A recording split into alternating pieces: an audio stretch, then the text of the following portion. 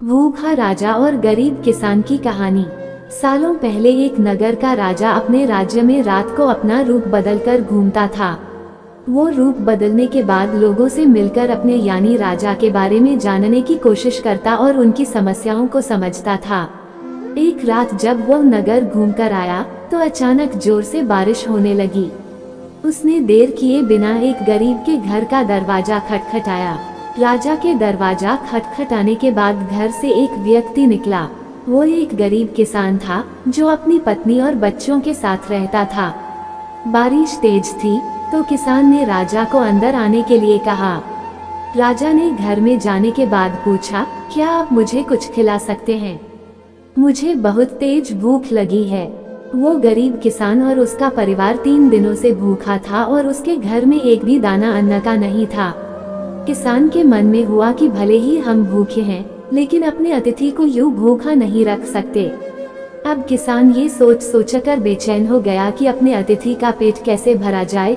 तभी उसने घर के सामने वाली दुकान से चावल चुराने की तरकीब सोची। उसने सिर्फ अतिथि के लिए ही 2 मुट्ठी चावल लिया और उसे पकाकर राजा को खिला दिया। तब तक बारिश रुक गई थी और राजा अपने घर चला गया। दूसरे दिन दुकान का मालिक अनाज की चोरी की शिकायत लेकर राजा के पास पहुंचा।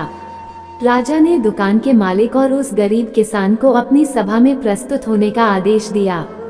सबसे पहले सभा में पहुंचे किसान ने राजा के सामने जाकर अपनी चोरी का इल्जाम कबूल कर लिया और बीती हुई रात की पूरी बात राजा को बता दी।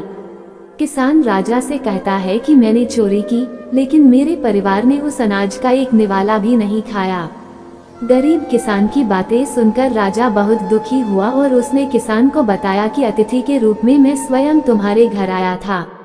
इसके बाद राजा ने सभा में पहुंचे दुकानदार से पूछा कि क्या आपने अपने पड़ोसी को चोरी करते हुए देखा था? दुकानदार ने जवाब दिया कि हाँ, मैंने इसे रात में चोरी करते हुए देखा था।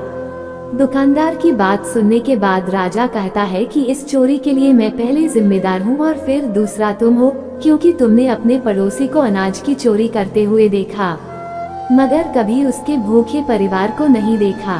तुम अपने पड़ोसी होने का धर्म बिल्कुल निभा नहीं पाए। इतना कहने के बाद राजा ने दुकानदार को सभा से जाने के लिए कह दिया और किसान की अतिथि निष्ठा भाव को देखकर उसे 1000 सोने के सिक्के इनाम के रूप में दे दिया। कहानी से सीख, अगर कोई आसपास रहने वाले मुसीबत में है तो हमें उनकी मदद करनी चाहिए। दोस्तों, इसी प्रकार की इंटरेस्टिंग स्टोरी सुनने के लिए चैनल को like, subscribe and bell icon जरूर प्रेस करें।